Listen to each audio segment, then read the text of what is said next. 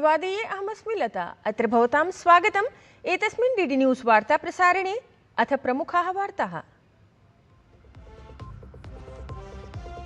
संसदः प्रावृट् सत्रमस्ति प्रवर्तमानं। लोकसभायां विधेयकद्वये अथ राज्यसभायाम् एकं विधेयकम् अधिकृत्य चर्चा स्यात्।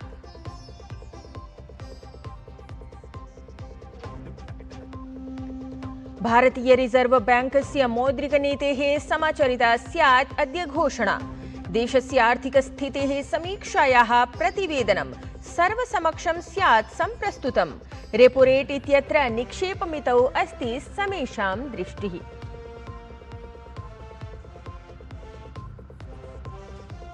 लाल सागर इत्यत्र रक्तसागरे भारतीय पोतं लक्ष्यीकृत्य कृतं गतम् आक्रमणं। समेऽपि 13 नागरिकाः सुरक्षिताः। तावत् भारतेन कृता आक्रमणस्य निन्दा।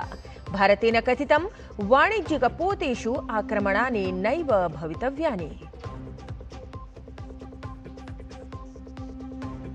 आगामि दिनद्वयं यावत् पूर्वोत्तरवर्ती तन्निकटराज्येषु च प्रचण्डवृष्टिपरा प्रकाशितं गता सञ्चेतना। तावत् असमराज्ये प्रभावितानां क्षेत्राणां पीडितैः समं सम्मिल्य साहाय्योद्धारकार्याणि समीक्षितवान् केन्द्रीयमन्त्री जेपी नड्डा।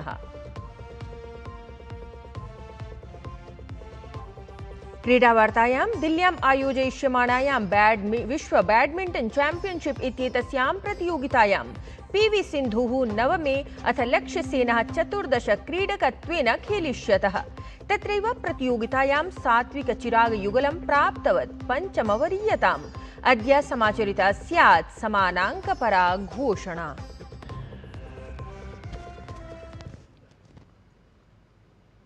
साम्प्रतं वार्ताः विस्तरेण। संसदः प्रावृट् सत्रं प्रवर्तमानमस्ति। अद्य लोकसभायां वित्तसम्बद्धं विधेयकद्वयं प्रस्तुतं स्यात्। तावत् बैंकार् बहिसाक्ष्य विधेयके अथ कराधान्यनि विधि संशोधन विधेयकम् अधिकृत्य सदने चर्चा समाचरिता स्यात्। अपरत्र राज्यसभायाः कार्यसूच्यां विधेयकं विचारार्थं सूचीबद्धमस्ति। उच्चसदने अद्य ऐषमः उच्चतमन्यायालय न्यायाधीश संख्या संशोधनपरे विधेयके चर्चा जायेत। विधेयकम् एतत् लोकसभया पूर्वमेव पारितं गतम्। विधेयकमिदं केन्द्रीयमन्त्री अर्जुन राम मेघवालः चर्चार्थं प्रस्तुयात् इति। तत्रैव विपक्षिसदस्यैः कृतेन तुमुलकोलाहलकारणेन लोकसभाध्यक्षः ओम बिर्ला इत्यसौ गतदिने लोकसभायाः कार्याचरणम् अद्य प्रातः 11 यावत् स्थगितम्। अत्रान्तरे वित्तमन्त्रिपदासीना निर्मला सीतारमण वर्या लोकसभायां कराधान अन्यविधि संशोधन विधेयकम् उपस्थापितवती। सममेव असौ विनियोग विधेयकमपि सदनसमक्षम् उपस्थापितवती। ततः परम् अतिरिक्तानुदानाभियाचना सम्बद्धं विनियोग विधेयकं विचारार्थम् अभ्युपगमनार्थं च सदने प्रस्तुतं गतम्, यद्धि लोकसभायां ध्वनिमतेन पारितं गतम्। तत्रैव राज्यसभायाः कार्यसूच्याम् एकं विधेयकं विचारार्थं सूचीबद्धमस्ति।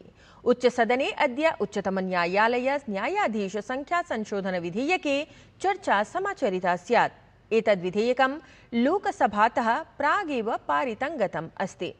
विधेयकं केन्द्रीयमन्त्री अर्जुन राम मेघवालः चर्चार्थं प्रस्तुयात् इति। तत्रैव गतदिने उच्चसदने जन्म मृत्यु पञ्जीकरण संशोधन विधेयकम् अभ्युपगतम् आसीत्। राष्ट्रपतिपदासीना द्रौपदी मुर्मुः अद्य 3 दिनात्मिकीम् ओडिशा राज्यस्य यात्रां सम्पाद्य दिल्लीं प्राप्स्यति। अद्य प्रातः तावत् राष्ट्रपतिवर्या निजयात्रायाः अन्तिमे दिने राष्ट्रपतिः तत्र बरहमपुरतः भुवनेश्वरं यावत् रेलयानेन यात्रां कुर्यात्।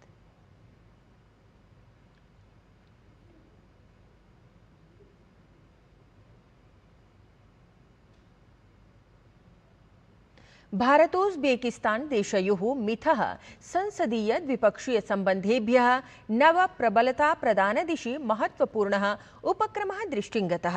लोकसभाध्यक्ष ओम बिर्ला इत्यसौ गतदिने संसद्भवने उज्बेकिस्तान देशस्य विदेशमन्त्रिणा बख्तियोर सईदोव इत्यमुना सह शिष्टाचारपरं मेलनं कृतवान्। एतस्मिन् अवसरे उभौ नेतारौ भारत-उज्बेकिस्तान देशयोः सम्बन्धपरेषु विभिन्नायामेषु विस्तारपूर्वकं चर्चां कृतवन्तौ। उपवेशने तावत् उभौ पक्षौ भारत-उज्बेकिस्तान देशयोः ऐतिहासिक सांस्कृतिक मैत्रीपूर्ण सम्बन्धानां नवगतिप्रदानार्थं सहमतिमपि अभिव्यक्तवन्तौ।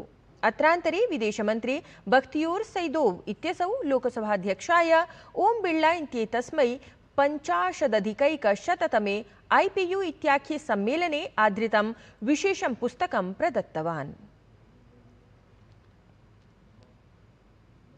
भारतीय रिजर्व बैंकेन अद्य मौद्रिकनीतेः घोषणा करिष्यते।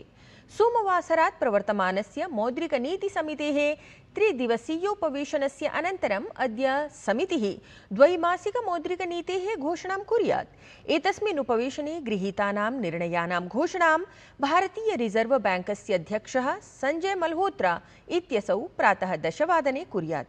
मान्यते यत् समितिः नीतिगतायां निक्षेपमितौ न कथमपि परिवर्तनं करिष्यति इति। केन्द्रीय शिक्षा मंत्री प्रहलाद जोशी इत्यसौ ओडिशा राज्यस्य भुवनेश्वर नगरे समायोक्ष्यमाणे 13 ब्रिक्स इत्याख्ये शिक्षामन्त्रिणाम् उपवेशने भागं स्वीकुर्यात् इति।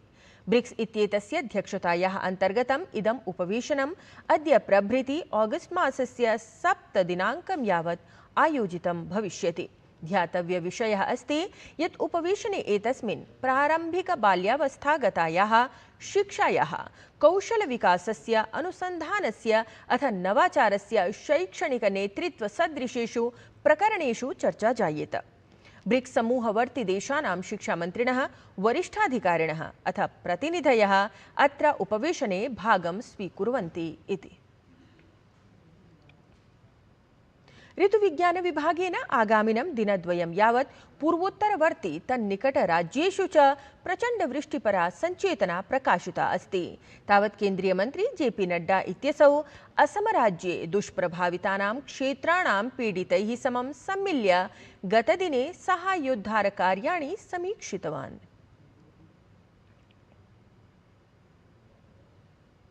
तत्र हि वाराणसी नगरं सम्प्राप्ते सति केन्द्रीय पर्यटन संस्कृति मंत्री गजेन्द्र सिंह शेखावतः सारनाथ स्थलस्य भ्रमणं कृतवान्। तत्र हि असौ भगवतः बुद्धस्य प्रथमोपदेशस्थल्याः धार्मिकस्तूपस्य अथ पुरातात्विकस्थलानाम् अपि निरीक्षणं कृतवान्। अत्रान्तरे अनेन कथितं यत् सारनाथ स्थलस्य यूनेस्को इत्याख्यस्य विश्वरिक्तसूच्यां सम्मेलनं देशाय गौरवस्य वार्ता अस्ति। अवधातव्यं यत् सारनाथः भारतस्य 45तमं यूनेस्को इत्येतस्मिन् संघटने विश्वरिक्तत्वेन सम्मिलितः अभवत्। सारनाथ क्षेत्रं तत्पवित्रं स्थानमस्ति यत्र भगवान् बुद्धः स्वकीयः प्रथमः उपदेशः अथ समस्त विश्वाय शान्तेः करुणायाः अथ अहिंसायाः सन्देशान् प्रदत्तवान् आसीत्। केन्द्रीय मन्त्री इतोपि कथितवान् यत् अनेन हि सम्माननेन सारनाथस्य संरक्षणाय अथ विकासाय नवगतिः प्राप्ता स्यात्। पुरातात्विक महत्व की संपदा ये स्थल, ये पवित्र स्थल जो है यूनेस्को वर्ल्ड हेरिटेज के रूप में नामित हुआ है और ये भारत की 45वीं यूनेस्को वर्ल्ड हेरिटेज जो है मॉन्यूमेंट है।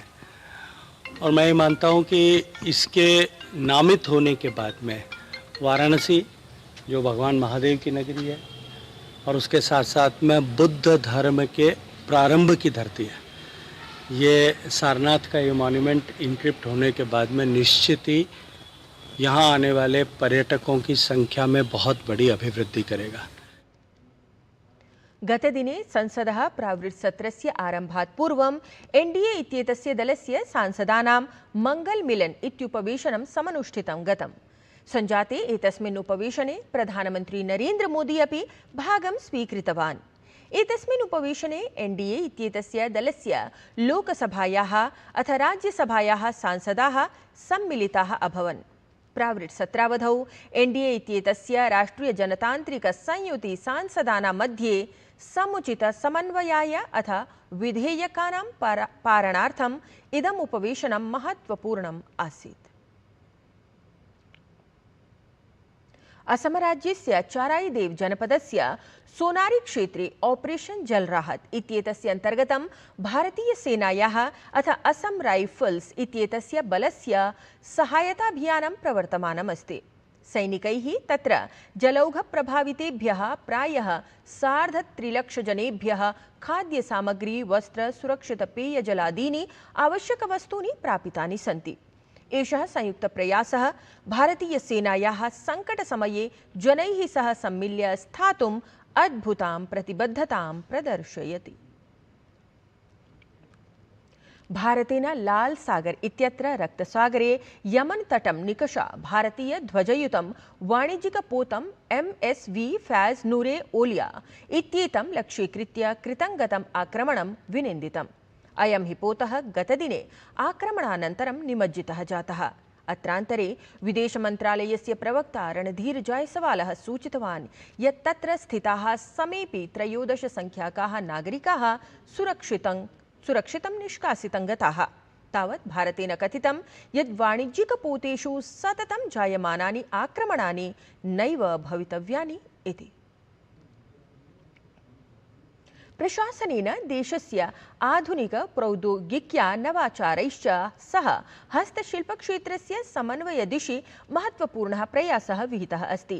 तावत् राजधान्यां दिल्ल्यां स्थिते भारतीय प्रौद्योगिकी संस्थाने centre of excellence for handloom technology इत्येतस्य उत्कृष्टता केन्द्रस्य उद्घाटनं केन्द्रीय वस्त्रमन्त्री गिरिराज सिंहः कृतवान्। वस्त्रमन्त्रालयस्य अथ IIT दिल्ल्याः सहयोगेन स्थापितमिदं केन्द्रम् अनुसन्धानाय नवीना दिशा प्रदास्यति इत्यस्ति अवधान्ययोग्यविषयः। खेलवार्तायां दिल्ल्याम् आयोजयिष्यमाणायां विश्व बैडमिण्टन् चैम्पियनशिप इत्येतस्यां प्रतियोगितायां PV सिन्धुः नवमे अथ लक्ष्यसेनः 14 स्थाने क्रीडकत्वेन खेलिष्यतः। तत्रैव एतस्यां प्रतियोगितायां सात्विकचिराग युगलं पञ्चमवरीयतां प्राप्तवत्। अद्य एतस्याः प्रतियोगितायाः समानाङ्कपरा घोषणा समाचरिता स्यात् इत्यस्ति विशेषः। एतेन सहैव एतद्वार्ता संस्करणम् अधुना सम्पद्यते। अभिनववार्ताभिः सह पुनः उपस्थास्यामः। तावत् शुभं भूयात्।